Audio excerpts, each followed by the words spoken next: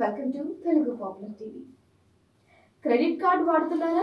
అయితే మీకు bad news. కొత్త రూల్స్ అమల్లోకి రాబోతున్నాయి. దీనివల్ల చాలా మందిపై ప్రతికూల ప్రభావం పడే అవకాశం ఉందని చెప్పుకోవచ్చు. ఇంతకీ కొత్త రూల్స్ ఏంటో ఇప్పుడు తెలుసుకుందాం.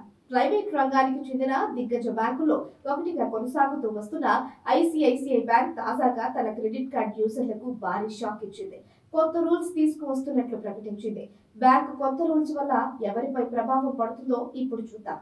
ఐసిఐసిఐ బ్యాంక్ ఫిబ్రవరి 1 నుంచి క్రెడిట్ కార్డుకు సంబంధించి కొన్ని రూల్స్ ను మార్చేసింది.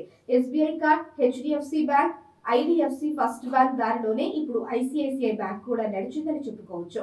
బ్యాంక్ పలు క్రెడిట్ కార్డులపై రివార్డు పాయింట్లను మార్చేసింది. అద్దె చెల్లింపులు, ఇవాలెట్ లోడింగ్ ట్రాన్సాక్షన్లపై ఇకపై ఎలాంటి రివార్డు పాయింట్లు రావు. ఫిబ్రవరి 1 నుంచి ఈ రూల్ అమల్లోకి వస్తుంది. అయితే Amazon pay, ICICI bank credit కార్డుకు ఈ రూల్ మినహాయింపు ఇచ్చారు. అలాగే బ్యాంక్ డైనమిక్స్ కరెన్సీ కన్వర్షన్ ఫీజును తీసుకువచ్చింది. వచ్చే నెల నుంచి 1వ తేదీ నుంచి డిసిసి ఫీజు 1% చెల్లించుకోవాలి. దీనిని ట్యాక్స్ కు అదనంగా పడతాయి. ఇది ప్రతికూల అంశం. ఈ ఫీజు అన్ని ఇంటర్నేషనల్ ట్రాన్సాక్షన్లకు వర్తిస్తుంది. అంటే విదేశాల్లో ఇండియన్ కరెన్సీ ద్వారా చెల్లింపులు వస్తే ఈ fee చెల్లించుకోవాలి.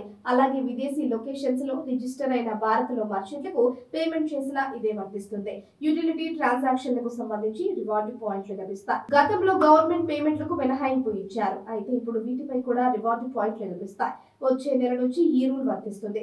Airport launch access rules కూడా మారుతాయి. ఏప్రిల్ 1 నుంచి ఈ కొత్త రూల్స్ అమల్లోకి వస్తాయి. కాంప్లిమెంటరీ ఎయిర్పోర్ట్ లాంచ్ యాక్సెస్ పొందాలని భావించే కస్టమర్లు ఇకపై క్రెడిట్ కార్డు ద్వారా గత త్రైమాసికంలో కనీసం 35,000 రూపాయలు ఖర్చు చేసి ఉండాలి. అప్పుడే ఒక కాంప్లిమెంటరీ ఎయిర్పోర్ట్ లాంచ్ యాక్సెస్ లభిస్తుంది. దాదాపు 21 క్రెడిట్ కార్డులకు ఈ కొత్త రూల్స్ వర్తిస్తాయని బ్యాంక్ పేర్కొంటోంది. అంటే బ్యాంక్ తాజా నిర్ణయాల వల్ల చాలా మందిపై ప్రతికూల ప్రభావం పడుతోందని చెప్పుకోవచ్చు.